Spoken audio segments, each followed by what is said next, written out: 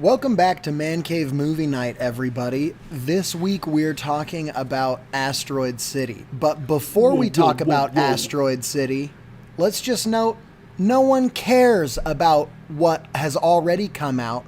People only care about what's going to come out, right? That's true. That's true. The main question that you have walking out of a Wes Anderson movie is, I wonder what the next one's going to be.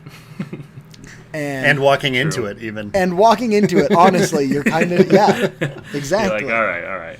All right, I've already seen the trailer. I basically know what this is. Let's get a new one. Yeah, so let's not waste our viewers or our listeners' time. Yeah. We can talk about the movie later, right? Let's talk about what's next. Right now, we're going to tell you guys what we think the next Wes Anderson movie is. Not even what it should be. We're telling you right now what it is. And it is pretty educated guesses, so just don't be shocked if we're very close to how the actual movie turns out. Yeah. I'm going to start and just say this movie stars Michael Cera.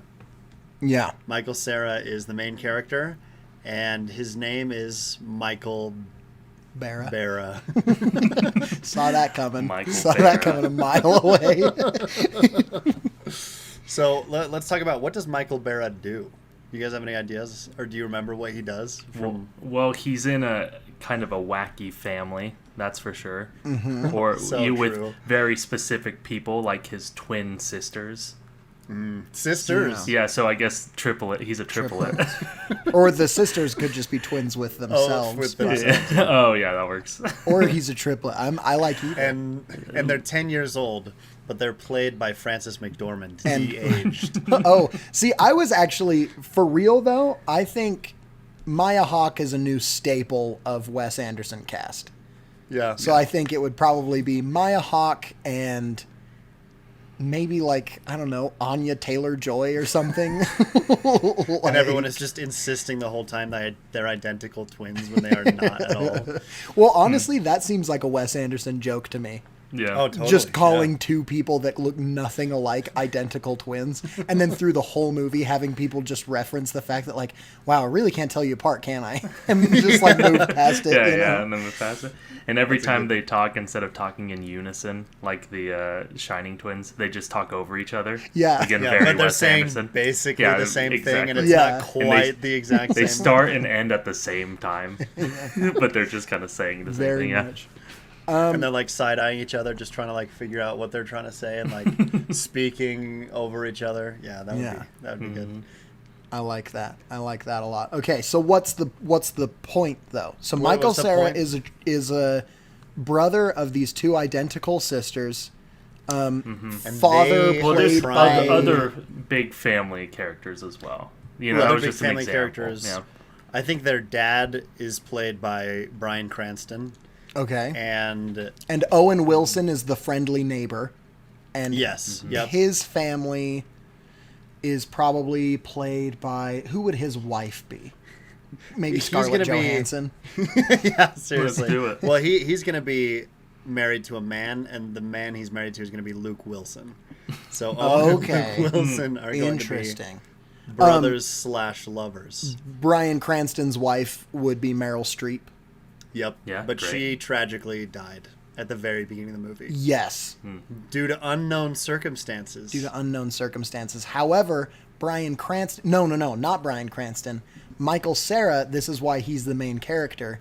He, it kind of Jojo Rabbit style, has like a what's the word that I'm looking for? Not a sixth. That's what I'm trying to avoid. What I'm trying to say is like almost an imaginary friend version of her. That is like okay, I see. from his imagination, So, like, but like, she okay. is still a very present character, despite the fact that she's actually dead and not there. And at the beginning of the movie, it is Meryl Streep, and then throughout, it's stop motion Meryl Streep. Because it's all, it's still voiced by her. Yeah, But exactly. because it's his imaginary friend, yeah. That's and funny. the mystery of her death is so important because she's the first lady, because Bryan Cranston is the president of the United States. Ooh. And during his trying Yes, to and, figure out how Kyle, his yes, mom I guess. how his mom has died. He's figured out that there's now a plot to get his dad killed too, and so he's trying to figure out how to stop that while also solve the mystery of his mother's Right. murder. Which Meryl is Streep. which is Who's difficult helping him out? because it's not just his dad anymore. It's America's dad. It's America's dad, Bryan Cranston, Yeah. named Brian Branston. I'm glad they have And- different last names. Yeah, me The too. dad Well, and the son. Branston Barra was his mother's maiden name. Maiden name, When gotcha. she died, he Meryl adopted Meryl Barra. her. Meryl Barra. Well, of course, because Michael Barra is in this 15 years old. Right. He's got a relationship or like a kind of romantic interest that's kind of awkward, you know? And at the end, they hold hands for the first time. Yeah, Fireworks are going off because it's the 4th of July. Yes. And so the climax of the movie is on the 4th of July. Yes, of course, because they're trying to use the fireworks at the White House to mask the murder. Mask because the everyone will be gunshots. distracted. Didn't the murder And it's- happen at the very beginning of the movie, Lucas? No, Or no, is the this second whole- murder. The murder of Oh, the the president. murder of because Branston. that's the. I just want to show you guys. If you So watch their it, or neighbors are Owen Wilson and Luke Wilson. Yeah, How yeah. far away do these neighbors live? Because I pretty can't far. imagine they're No, like no, next very door.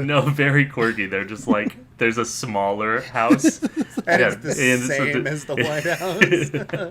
Very Wes Anderson. Like you see a model yeah. house, and then it pans over, Yeah, and pans it's over to the smaller, like smaller blue I house love or that. something. I love that. I Okay. wanted to show you guys this picture of Michael Cera with a beard. Just because I think Looks like that it's- every bro's LinkedIn profile. There he is. Because, he does have a young face, and the beard really doesn't help him on that. 2023 is the year for smart system strategies. It's just like the worst LinkedIn bro ever. He's like, hey, I'm Man. still looking for work, guys, in case you're wondering. Yeah, has the profile Yeah, the filter profile of like thing. looking Hashtag, for work. Yeah, Looking open for to work. work. Open to whatever. work. Yeah, that's relatable to me right now. So. Yeah, same. Um, But, Hey guys, so if so- you're you listening know. to this, we're open to work. yeah, maybe as screenwriters. Yeah. Yeah, So- well, especially Wes Anderson, he collaborates with like Noah Baumbach and even his buddy Owen Wilson. So, if you need more people to collaborate with and you like this idea, I think it's a pretty us good up. idea. It's pretty then, Yeah, hit good. us up. Well, we got to figure out what's the twist. What's the twist ending? Because there is a twist. 'Cause Does he has to Owen figure Wilson out. have, or does Wes Anderson have twist endings? No, not typically, but I guess this time because it's a mystery that I suppose. there has Oh, to be, yeah. Okay, if if not a it's a twist, mystery. there has to be a reveal. So, Okay. what do we think the reveal should be? Meryl Streep didn't die, Oh, but the stop motion thing is a real thing. It's like It was The actually imaginary the whole friend time. is actually her. it's Oh, like interesting. the underground. It's like a mole person. I'm trying to avoid aliens Geeks because he around. already did aliens. So what does Yeah. not come from above must come from below, and it is a mole person. And this is secretly a movie about the invasion of the mole people. yes, there we go. And is Meryl Streep a mole person? Yes. But Yes, she's a good she mole is. person. And the whole movie, there's like a group of like Turkish terrorists that are trying to take America apart, led by Adrian Brody because he's like, The most the Turkish most man alive. I don't know. He just looks like they could probably make it work, and Yeah, he could- Adrian Brody's definitely going to be in there. And then at the end, Michael Barra is going to have a fully worked out case for why, like how the Turkish terrorists did all of this. And then he's going to present that to Adrian Brody, who is imprisoned, and he's just going to be like, no, that's like not it at all. And then the mole people reveal happens. You don't find out about the mole people until the last 10 minutes of the movie. Yeah. But then, is it like a Skrulls thing in Captain Marvel where they Nope. were kind of, or they're mean? No, all they're mean. Except They're for Meryl jerks. Streep. And They're trying to jerks. take They over like the bully president. you. They And they're like trying to wait kill for the you president? they wait for you to be holding something and they like hit it out of your hands on the Oh. ground. They're just jerks. They're bullies. I could see a mole people type like costume and makeup thing just fitting in well in front of the White House, just very flat, like Wes Anderson lighting Yep. style. Just like kind of pans over and it's just like, oh yeah, it was the mole people, and they're just all there. Pan to the mole people, and they're standing there just like blinking. So how is Michael Barra able to resolve this conflict then in the last couple minutes? Is he able to?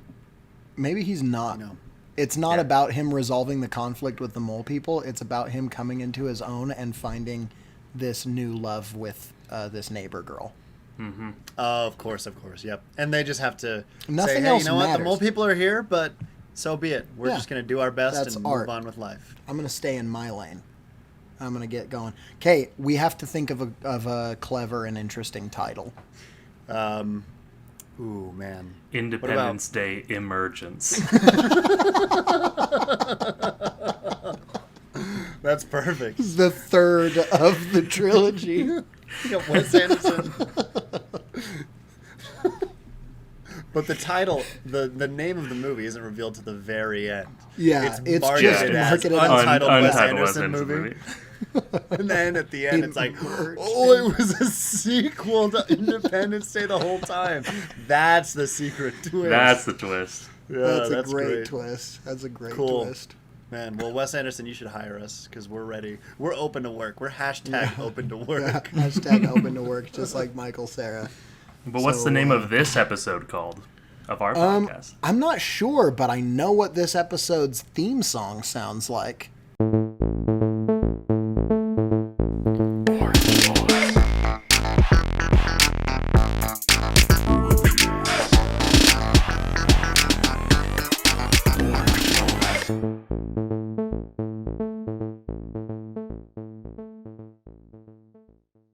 Welcome back, everybody, to another episode of Man Cave Movie Night. Now that terrible, horrible idea is... I'm Jared. There's some good ideas in there. I'm Niall. Sheesh. Lucas. Yeah, And we get it. there's some good ideas in there. But overall, you know what's a better idea was Wes Anderson's idea of Asteroid Asteroids. City. So we're going to talk about that. That was a very I did good like idea. the idea for it. Yeah. Almost on par with our idea. I mean, we already Almost. know that is what his next movie is. So, you know, he just kind of had to pick and choose which one he made first, and he just kind of happened to make Asteroid City first. Right. Yeah. And because we're really similar to Wes Anderson already, I Yeah. know our audience, they started this episode thinking, "Boy, I wonder what their next episode is going to be." And Exactly. so Yeah, we will let exactly. you know at the end of this episode, so you can keep wondering. So stick around.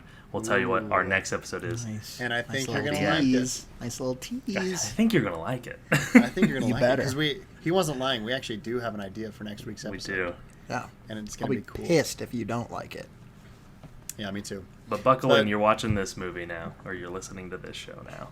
About True. this movie. About And this we'll do movie. non-spoilers first. That way, if you haven't seen it yet, you can listen to this and get our opinion on it. And then you can go out and watch it yourself as well. Because you can rent it now. It's probably pretty expensive to rent right now. But it is available for rent digitally or, you know, even better, seeing it in the theaters, which is the optimal viewing experience for a movie like this. Or DVD. Niall has DVD in I the have the background. DVD thing in the background, and it just hit the corner. Oh, it did, really? I think that's Nice. I think that's a good omen. I think that means we're in for a good episode. Very good. Does someone want to start us off talking about what they thought of the movie? Yeah, I'll go. I thought it was pretty good. Nice. Well, That's it. I'll say this though. It's definitely. I saw all of our letterboxed reviews of it. Well, actually, I don't know if Niall posted one, but I I've did. talked to I Niall. posted later, I've talked but I to did Niall. post one. And I think I liked it the least out of all of us. Ignore that. And I think a lot of that is same problems I had with the French Dispatch, and just in the way the movie's presented, it kind of kills the pacing for me a little bit. I think it adds a lot, but at the end of the day, when I watch movies, typically I just like a good story, and I think I can appreciate when a director makes it and tells it very creatively, but at the end of the day, my preference is like Fantastic Mr. Fox, it starts, it tells the whole story. By the end, you've got the picture and you're moved. This one, it kept stopping to go and, tell it in a different way or tell a different story at the same time. Again, no spoilers, I guess. But I don't know. I think that killed it a little bit for me. But I did like the story, right? And I liked the ambition, but it's not going to be one of my favorites of his. Yeah. I do think as well, I want to rewatch it. Mm-hmm. There were so many little things and decisions throughout that I'm like, okay, why? What's the meaning behind that? Why are they doing that? Like the cars going down the street. Oh, yeah. I'm like, what's up with that? Like, it keeps happening, and maybe I missed something, And so there's a lot to unpack with it. But overall, good cast, fun story. Mm-hmm. Just told in a way that's not particularly my favorite. But Sure. I'm sure that's going to be the wrong opinion of the podcast. So. No. I kind of agree. With the whole idea of just him telling a story outright, because my favorite of his is Grand Budapest. Yeah. Second same. favorite is Fantastic Mr. Fox. Same. Both of which, I mean, Grand Budapest does a little bit of like jumping around, but it has the narration from Jude Law, like pretty much the whole time, and Yeah. it kind of like guides the story as he's talking about Mr. Mufasa, who is Ralph Fiennes' character. I think that is his best example of it's not super linear, but it pretty much is. Just because it's a guy telling a story and then cutting back to the telling of the story. With this, I did like the ambition of the whole play thing. I thought it was very creative and interesting. I totally could see a version where it's just the story of Asteroid City being told, and it would be great too. But I do like how he's trying to kind of out Wes Anderson himself. And he is trying to like kind of push himself and change, almost like how Christopher Nolan is trying to out Christopher Nolan himself. But Sure. I think it was a little bit more effective in this than maybe. And I like the French Tenet. Dispatch as well. But my biggest not even complaint, We're all but just thinking it. yeah, exactly. Yeah, my biggest not complaint, but just kind of, I would prefer like a linear story with this and French Dispatch. However, I really like the story that is presented, even if it is just a little bit standard or non-traditional. It's still, interesting and cool. Yeah, I think you put that in a great way. Yeah. So I actually agree also. More so on the French Dispatch thing, though. With French Dispatch, it really kind of like... It didn't, like, bother me or make me upset. I was just kind of like, oh, so it's not really a movie. It's like a bunch of just short films. Collection of short films, which is fine. That's okay. However, with this one, I think part of the reason that I didn't really have that problem as much with this one is because it felt much less that way than French Dispatch did. Yeah. It still basically just kind of felt like, okay, there's two stories going on and they're directly related. So like I was okay with it. Yeah. However, I totally understand that not even like criticism, just opinion. Like I just I like get observation. that. Yeah, I get that standpoint. I think like just the cuts of when it said scenes Yeah. 4 and 5. Yeah, that was really what took me out and of you're it. That just was my sitting only there thing. for a second, and then the story continues. I could have done without that. I liked that the third act took it out because I realized, hey, the pacing is important for this part. Yeah. Yeah. But that was the only thing that like truly bothered me critique wise. Again, too. I liked both of it, so Sure. yeah. I think it helps a lot. Yeah. Well, yeah, finish your thing. I was just going to... Yeah. I thought that the art direction, and of course, I don't want to say too much in the non-spoiler part, because there's a whole element of this movie that is just not in the marketing at all.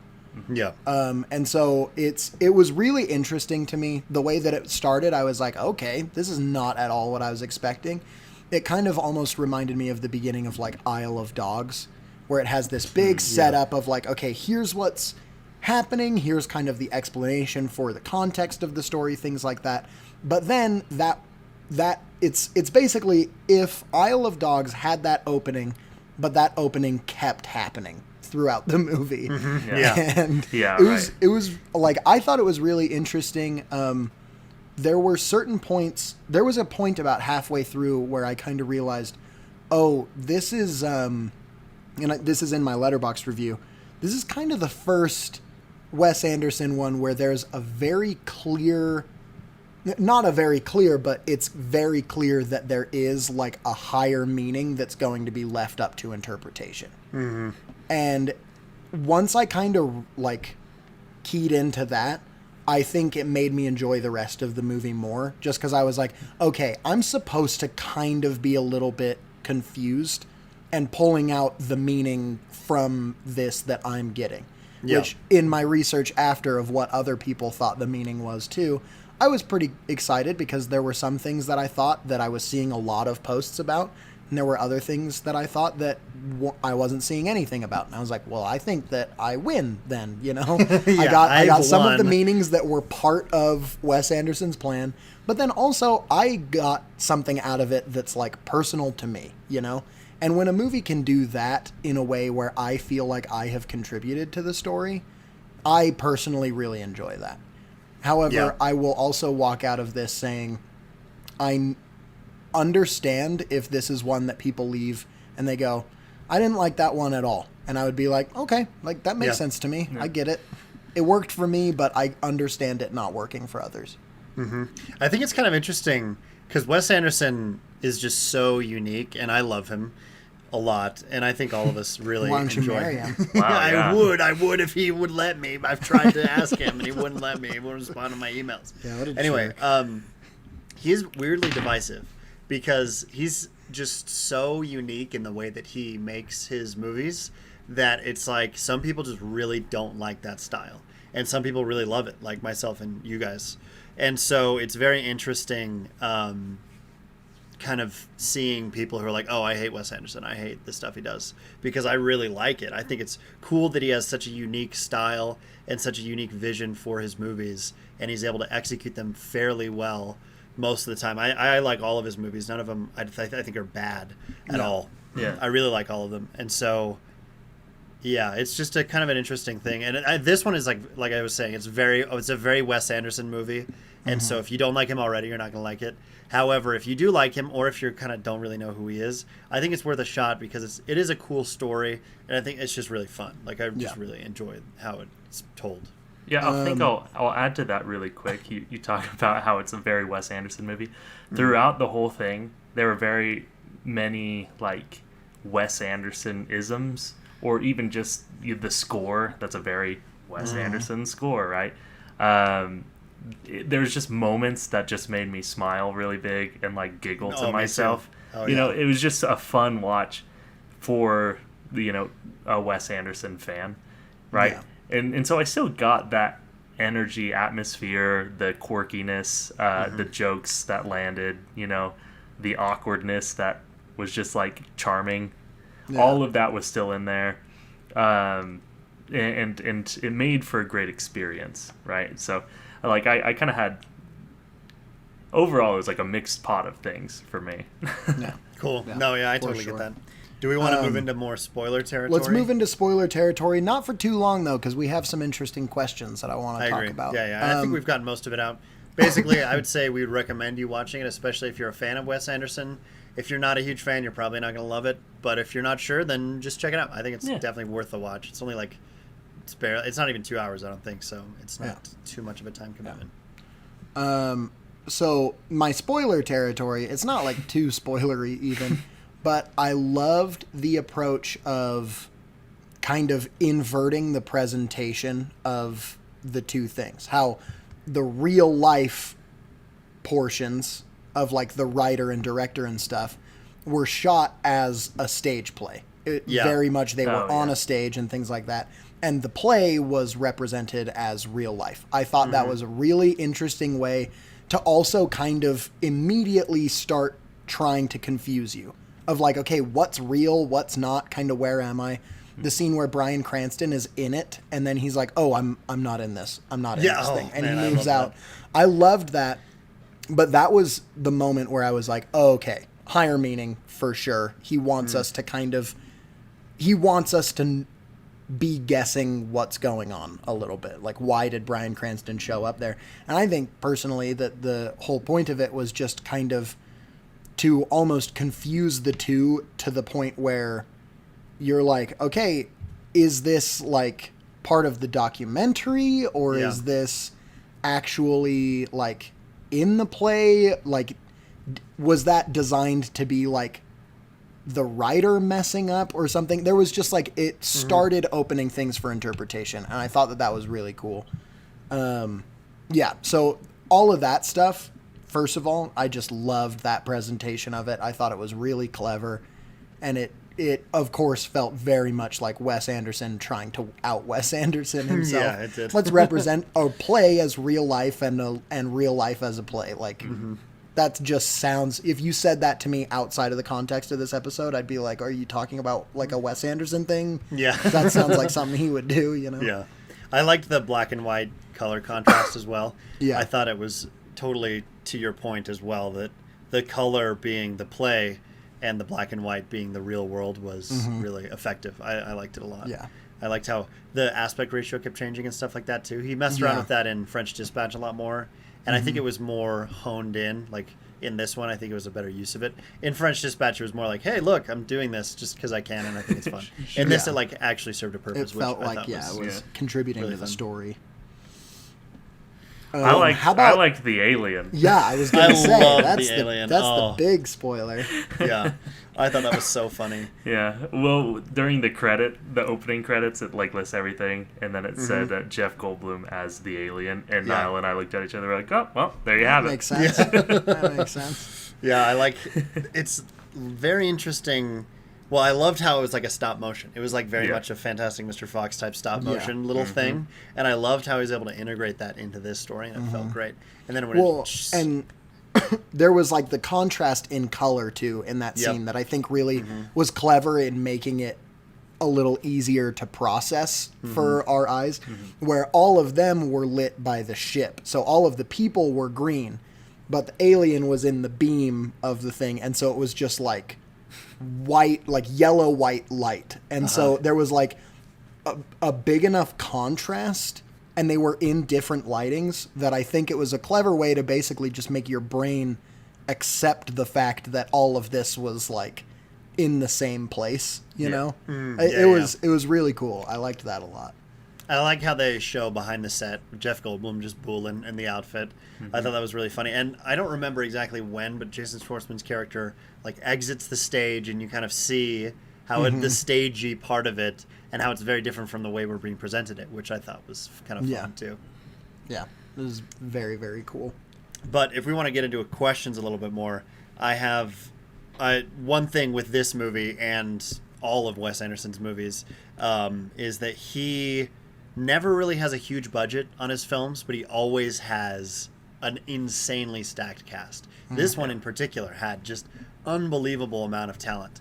And, you know, French Dispatch, you name it, there's always, like his first couple, not as much so because he was still, you know, coming into his own. But then Royal Tenenbaums, which was his first one where he really kind of had the Wes Anderson look, that one has a ton of people in it that are all super famous.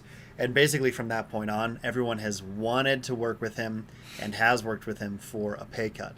Like Edward Norton talked about how in Moonrise Kingdom, which, you know, by that point it was early 2010s, like 2012-ish, I think was when it came out. Sure. Edward Norton was very big. He said he got paid like $4,000 for that movie, which is like Jeez. insanely low.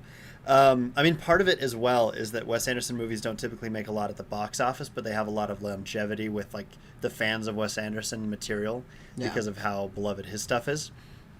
And so, kind of like I was talking with him being divisive, why do you think studios continually give him money for movies that don't make money, and actors work with him for money, for no money basically, or much lower rate than they typically get? Like Scarlett Johansson probably made $20 million for Black Widow. She probably made like less than 10, like probably 10 grand for this. and I don't know the specifics, but much less than she makes in Yeah, like Jeff Marvel or Goldblum other- probably made like $10. Yeah, he might not have even been paid. It might have just been like, "Hey, bro, can I have you in this?" Because there are a lot of people like that. Like Hong Chow shows up for a half second. Yeah. Margot Robbie, again, huge Yeah. name, shows up for just the one They scene. very possibly did all of her stuff in one day. That photo yeah, and almost then certainly, her.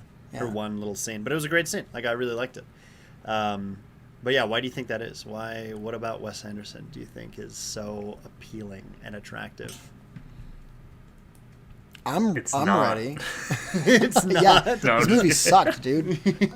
You'd Go have for to it now. pay me to be in this movie, which I guess is Is how normal it is. standard You have to, practice. But I think that a lot of it comes from kind of like almost the concept of, would you rather be rich and have no one know who you are, or not be rich but become part of the culture, you know? And I think that I, at least personally, putting myself into the situation of an Edward Norton or something like that, the way I picture it is... Who's already rich. Yeah. Well, yeah. But Well, yeah. what I think is like, do I really like, what's going to be more important to me as a person? Taking a role this year that is going to pay me a ton, or taking a role this year that will solidify myself and my legacy in American and world culture, you know? And I think that this is one of those things where Wes Anderson, despite not having like huge budgets or anything, actors as well as audiences recognize that Wes Anderson movies, whether you like them or not, are kind of they're a cultural force, and they're a thing that are going to stand the test of time because they've already been standing the test of time. And so, like, I feel like in my brain, if I were an actor, being in a Wes Anderson movie feels like the same kind of prestige as having a Hollywood Walk of Fame star, where it's like, okay, well, now I'm here forever. And Yeah. this is going to be something that a lot of people are going to come back to and see. Whereas, like, The Incredible Hulk or something, it's potentially for a superhero movie. There are Just some because of the superhero franchise movies. aspect Yeah. part of it, it could. Yeah, but There are some that end up standing the test of time, but the most of them are flash in the pan. It's the important thing that year, but then you move on. yep. And even And then, so- it's just in Yeah. 100 years or whatever. There's going to be so many superhero movies that Yeah. Edward Norton's The Incredible Hulk will have been totally forgotten. Right. And, And there's going to yeah. be 20 Wes Anderson movies, like probably max. Yeah. And so it's like, where would you rather be remembered 100 years from now as a performer? So that's kind of the way that I see it, at least from the actor's side. I didn't really address the studio side of things, but Well, I think it's the same thing. I think they want, like, Focus Features has been producing a lot of his movies recently. I think they just want to be the ones who are propagating these movies, because no matter what, when you watch a Wes Anderson movie, their studio name will show up. And so even if the theatrical run didn't have that huge of a, successful box office run, I do genuinely think he is, if not one of the best directors, one of the most unique directors of our time, or all time. And so it will be the type of movie people will want to continue watching for the next 100 years and stay relevant. Because it's really like the test of an individual's like legacy, I guess, really is after they die. Because in 100 years, every person alive currently will be dead, pretty much. I mean, but people will probably keep watching Wes Anderson movies. And so Yeah. that's because they'll still be unique. They'll still be good. People, if they come along, they'll either be copycats or they'll have to come up with their own style that'll make them unique. So it really is just cool to kind of have that kind of larger scope in, I think that's a really good point now. So great answer. I'll kind of just add in a little bit because I agree 100% with both of you. I think it comes down to the team and as much as the product, right? Yeah. The movies, Yeah.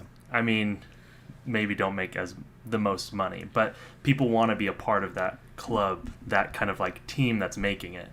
I think, for example, like there are a lot of really big companies, just like, companies that pay a lot of money, but people will quit their jobs at those companies to go work at a smaller startup with a better culture, a better team, and a project they feel passionate about, right? It's not always about the money. Same with investors.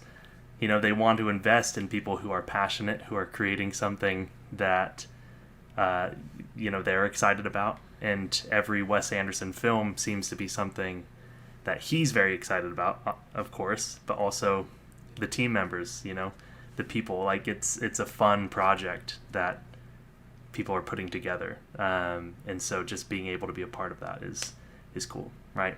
Even if it flops, right? I think it's got to be a blast to work on the set, right? Mm-hmm. Totally. Because I still think that none of the movies he's made have been bad.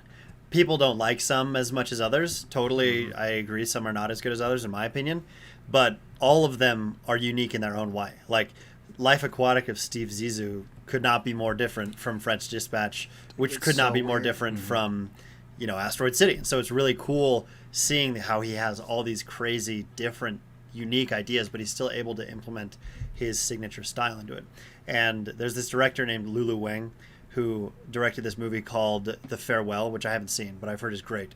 And she was doing, like, not really an interview, but The Hollywood Reporter does this YouTube series called The Directors Roundtable and, like, Actors Roundtable, and they're awesome. If you haven't watched any, they're on YouTube. They're free. They're like an hour each, and they'll get, like, 5 directors who have made a movie in a particular year. And she was talking about her movie, The Farewell, and how they were approached by Netflix, because it was independent. They were approached by Netflix to buy it, and A24. And Netflix offered them way more money, but she was like, we sold it to A24 ultimately, and I wanted to, because they're the ones who are going to really treat it like a movie that they want people to see, versus Netflix, like kind of how we were talking about. There's just so much stuff out there on Netflix. It's going to be, there's just going to get buried. Exactly. It's just going to be featured for like a day or two, and then that's it. It'll just be lost in this huge sea of Netflix originals. Whereas, something like Wes Anderson and like Focus Features is a studio who does this more like A24 does, where they take these, prominent or up and coming or just unique filmmakers and kind of give them a cool platform to be able to share their unique thing. And it really is like a cool way of showcasing them.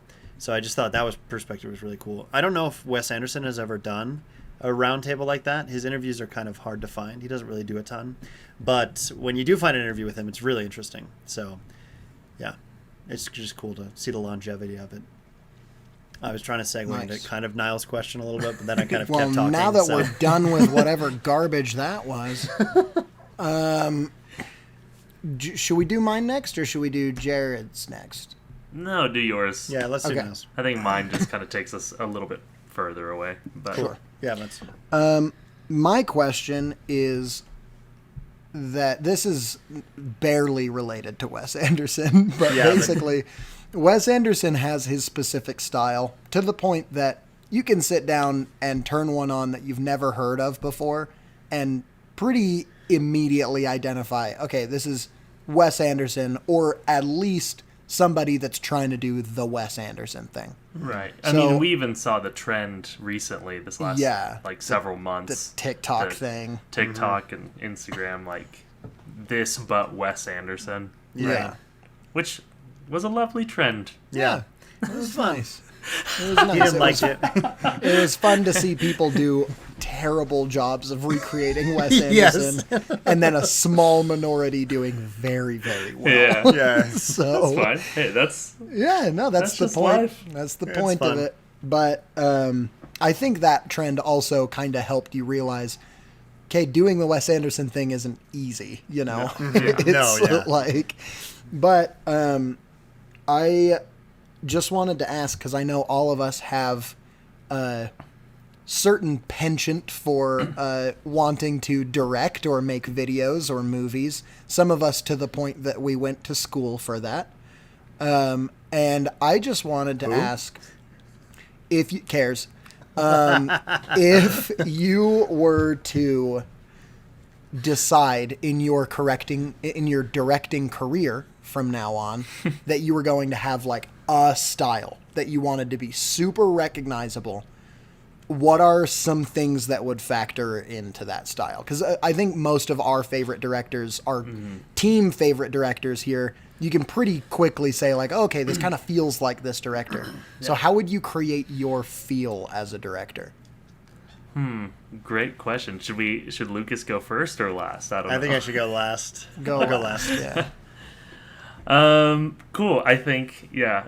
So first of all, the kind of movies I like are pretty straightforward. Not like in the telling all the time, right? But just in the narrative, right? I kind of want beginning, middle, end, solid story, with, pretty fast pacing, right? I like that kind of Edgar Wright, quick cuts, quick pans. I want it to be fast. Man, I don't know, because I keep thinking about different things I'd want to direct, or and they would all be very different.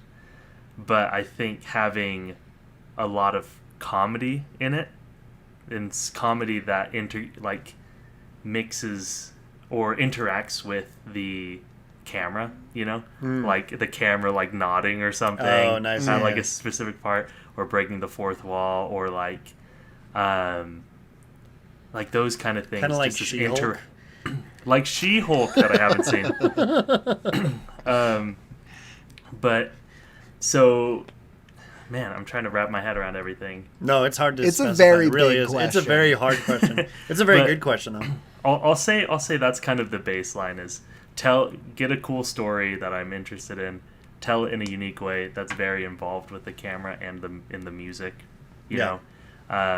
where it feels like the camera's a character, it feels like the music's a character, and tell a good, fun little story Very cool. Great. That's an awesome answer. I love without that. being too wild Yeah.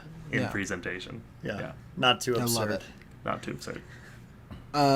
I think that I kind of have three things that all are equally kind of inspiring ideas for me, at least just creatively. I'm like, oh, that could kind of be fun.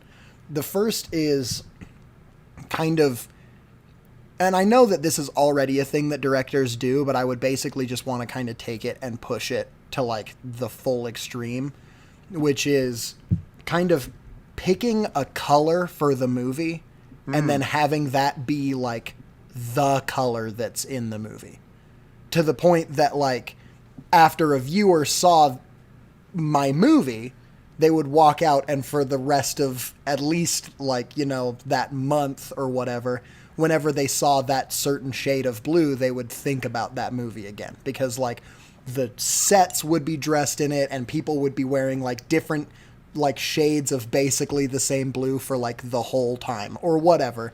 I just feel like it could be kind of fun to do, or something like that where like you can even use it as a kind of a storytelling device where the whole time everything is blue and then in one scene everything is red, and so like in your mind it's immediately like, whoa, that's whoa, yeah.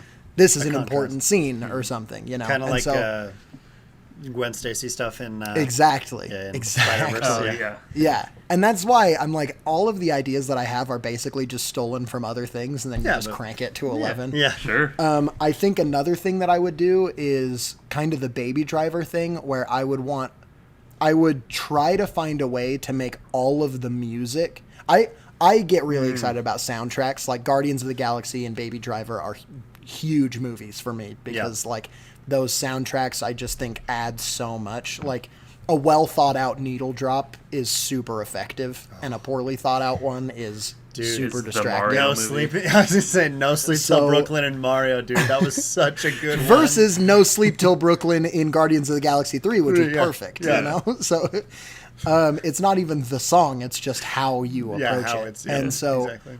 I think that it would be fun to make all of the music in my movies diegetic. Make it music that the characters can also hear.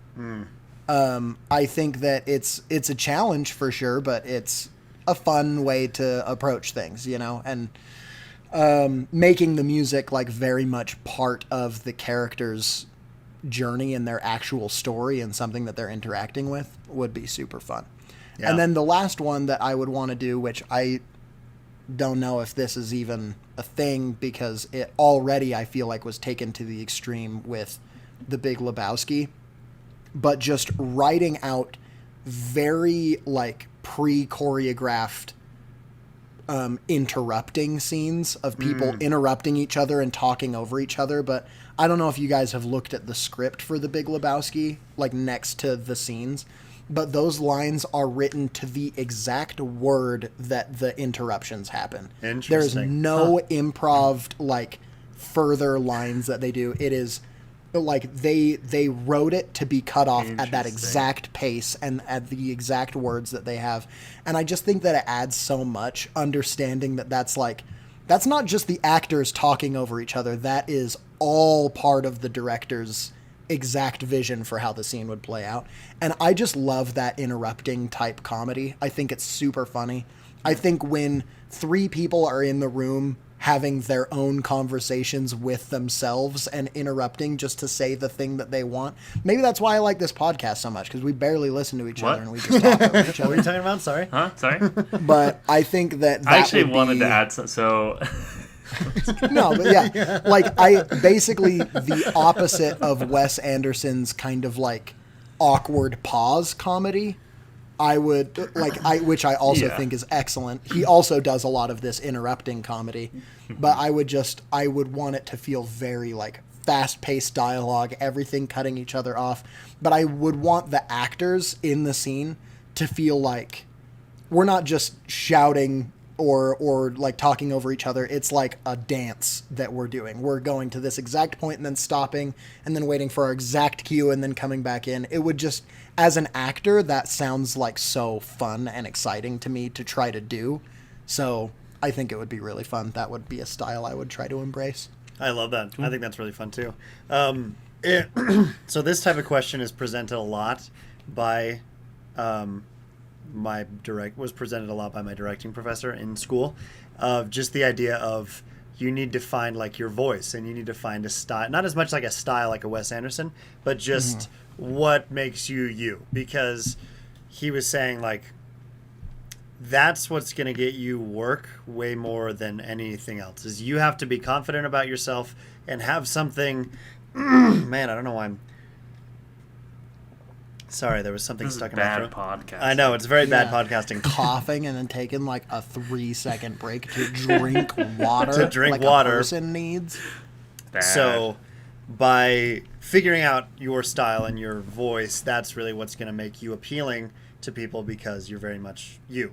Because if Wes Anderson had had someone or enough people tell him, hey, that style sucks, no one likes it, before he'd gotten big, he probably would have stopped. Maybe he was confident enough to do it anyway. I mean, here he is, successful, 20 years after graduating from film school. But it's very much a question that I've thought about a lot. And so some of the things that I like to do in either my stuff or just that I've tried to mess around with is I really like long takes. I really like kind of a camera moving around and you see a lot happen. It's really hard to do long takes because everything has to be done. You can kind of hide a lot of stuff in cuts. And when you do it all as one take, it's like very hard. It just makes it way harder.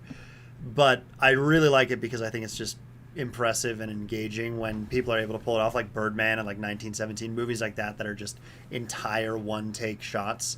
I also like really wide shots, where not super wide shots, but wide enough that you can see the whole scene going down, and not as much coverage, which is basically individual camera, like a shot of someone as they're interacting. Coverage is like on the person and then it cuts to the other person in the conversation.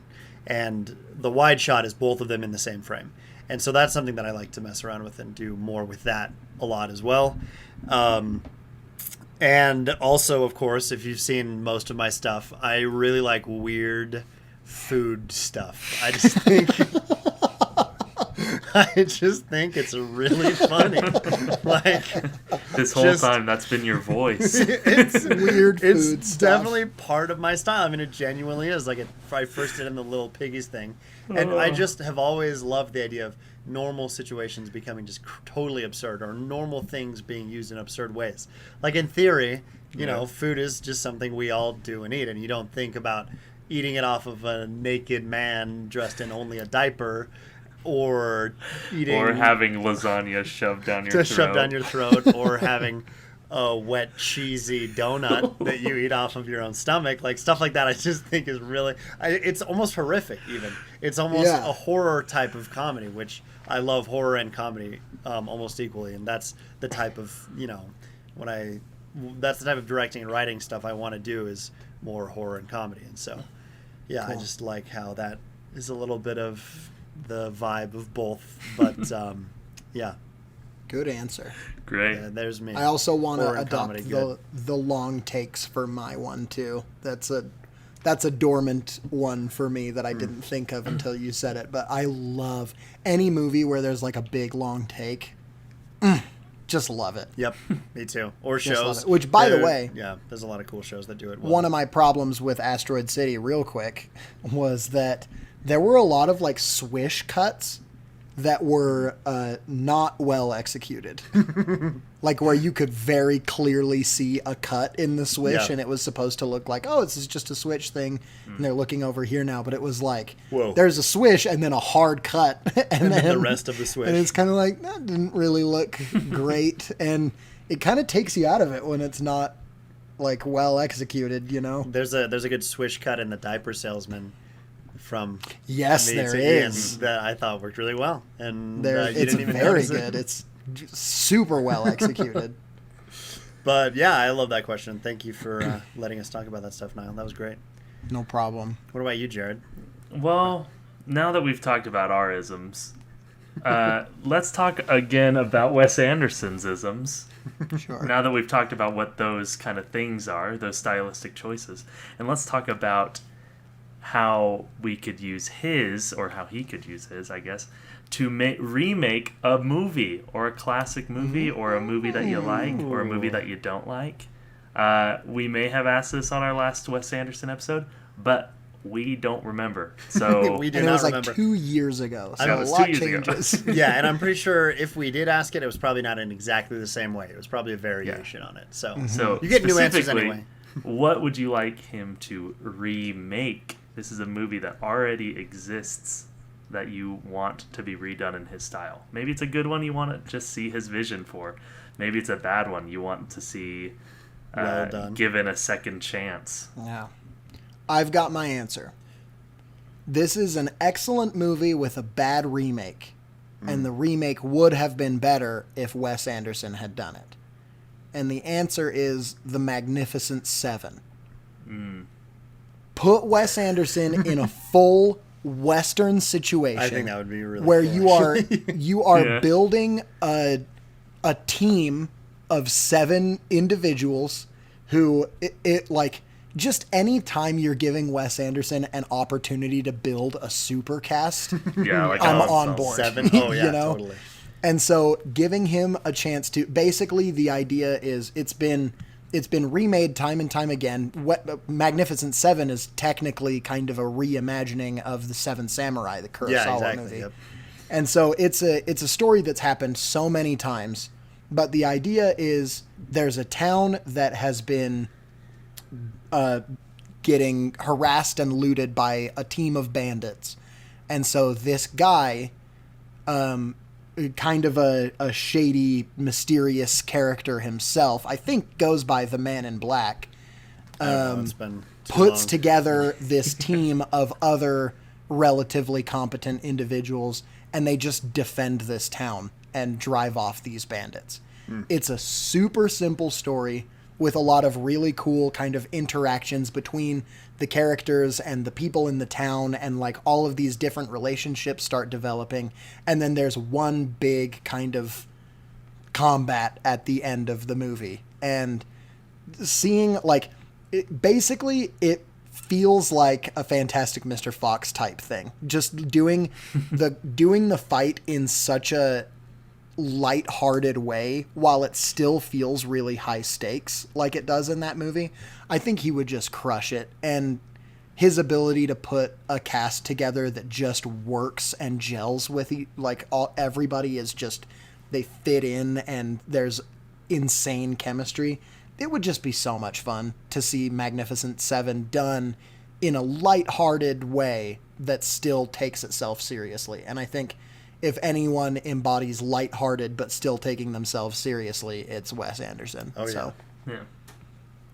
That's great. I'm now realizing we did do a similar question because I remember pitching a Fantastic Four Wes Anderson movie, Yup. but I don't remember Yeah. what the question was. That's not my answer, but I thought of that. I was like, oh, I think I've had this. But regardless. Which, Lucas, I don't know if you remember, that Fantastic Four idea is an idea that both of us have had independent of each other. Yep. So it's an objectively good It is. idea. Yeah, I unfortunate. thought about that too, though. Yeah. Oh, yeah? And Jared. Yeah. I thought Yeah. about that too, though. Then With, three of us, man. All three of us. To are all really- three of us.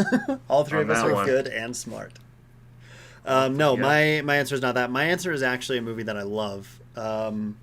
If you're watching, you can see it here, and that is Oh, wow. Goodfellas. Goodfellas is one of those all-timers. It's a Martin Scorsese picture. It is phenomenal. I love it so much. I think if it's not my favorite, it's one of my top 2 or 3 favorite Scorsese movies. It's awesome. Scorsese, it's really funny. Scorsese he just has very much his own style.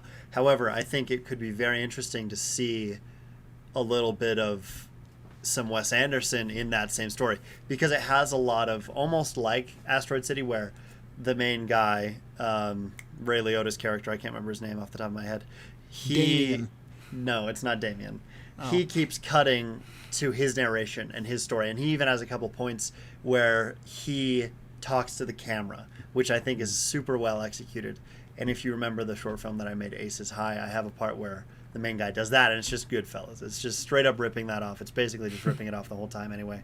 But I think Wes Anderson's whole blocking of just like very flat, just symmetrical, I think it could be really cool in a gangster movie. And Yeah. since we're just pitching the remake, I think a gangster movie would be cool, but one of the best gangster movies of all time is Goodfellas, and I think that one would fit more so than like a Godfather or something like that. And I think a Wes Anderson remake could be really, really cool. Love Yeah. it. I That's like a that. great idea. You know, Goodfellas was the first of a proposed trilogy that didn't get picked up. Oh, really? I did not know that, Yeah. actually. Goodfellas, Badfellas, and Ugly Fellas. Oh, we would have been a shoo-in for that third one. We could have been cast. You got me with that one. Thanks. Well, I'll bring us home with my answer. Let's hear it, This is a movie I think truly should be his next, or at least be like a consideration for his next, because I think it really works. I know he doesn't do like remakes, or hasn't. Yeah. Right. He does So- adaptations, though. He's adapted a couple Roald Dahl things. So That fair, yeah. You know. So I guess honestly, maybe this would work. it could. The movie would be Clue. Oh. That's right. Take a classic board game, right, with this aesthetic of, Professor Plum and Colonel Mustard and Jonathan. others, John. These kind of characters who are very colorful, very, cartoonish, right? Which, again, he's very cartoonish. It's a good ensemble piece. It has a fun mystery. You can put it in like a mansion that's very colorful and very symmetrical. Yeah, totally. And then Like just tell this story that unfolds this mystery throughout, have the characters interacting with each other, and get a stellar cast in there, and yeah, just make it feel like a board game, make it feel like a cartoon, and Love yeah, it. I don't know, I think it could really deliver. I could totally see Wes Anderson doing even like a top-down shot that is just the Clue board. Oh, that would you know? help. Yeah, Yeah, That like could be so cool. big models of the Clue board in the house Yeah, and stuff. Yeah, that would be so cool. so cool. So yeah, that's my answer. That's a good answer. That's probably great. the best of the three. I really like that idea. I a think lot. that's an fun. excellent choice. Gives an opportunity for an excellent cast. Yeah. Like I think there is yeah. actually a Clue movie being made. I'm not sure if Really? it's Another a one? sequel or a remake probably or gonna what. suck. But yeah, it probably is. It's the third of the Knives Out movies. It's just Clue. It's just Clue. Knives Out, I'm Clue. pretty sure Clue is Mattel or Hasbro. If it's Mattel, Ah. that would make more sense because Barbie is Mattel, and they announced that there are currently 45 Mattel movies or TV shows in development. No. various stages stages of of production. Ugh. Meaning Where, none of them are where going are to get people made. getting this money? I mean, I know we're giving it to him. Yeah. Bro, Mattel is huge. Yeah. It's crazy.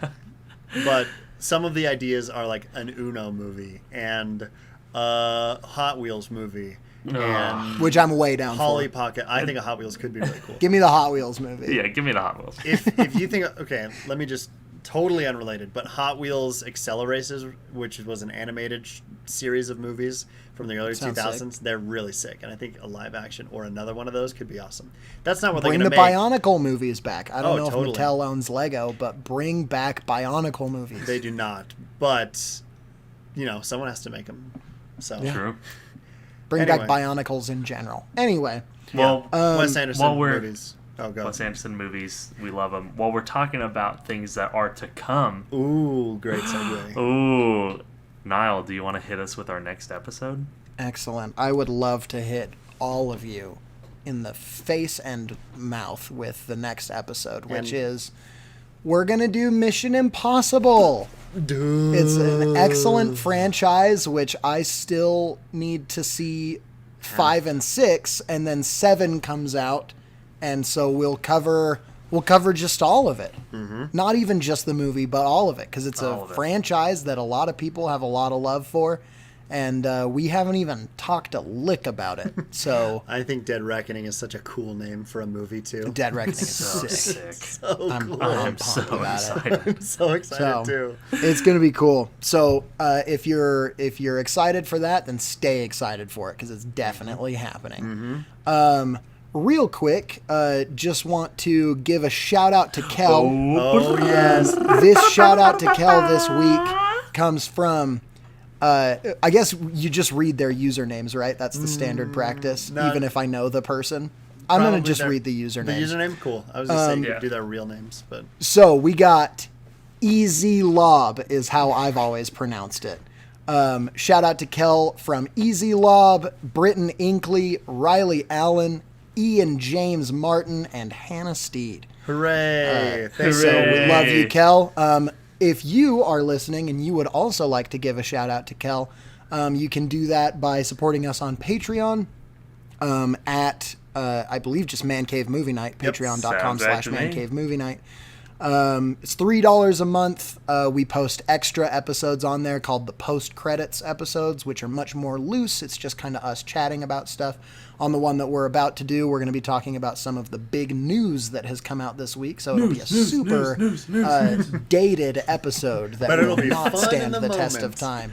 But Oh, it's it'll like be a time fun for you capsule. guys right Yeah. now. It'll be fun, and on the Patreon, we're also gonna maybe do some other kind of bonus type stuff. I don't know. Those post credits episodes are where we're gonna do a lot of like quizzes and stuff. We did a tier list of Taylor Swift's ex-boyfriends on there, so it's play fun. We Mario just Kart. do Play goofy Mario type Kart. stuff. Yeah. We get goofy, we get silly. I know we're all business here on the main one, but we get a little goofy and a little silly on the other one.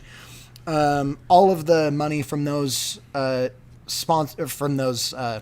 supporters just goes into us making the podcast better, whether that means getting different microphones or making merch that you guys can get. Just whatever it is, it goes back into the podcast. We're not trying to make money. We're just trying to make a better podcast. So Yes, sir. check us out there.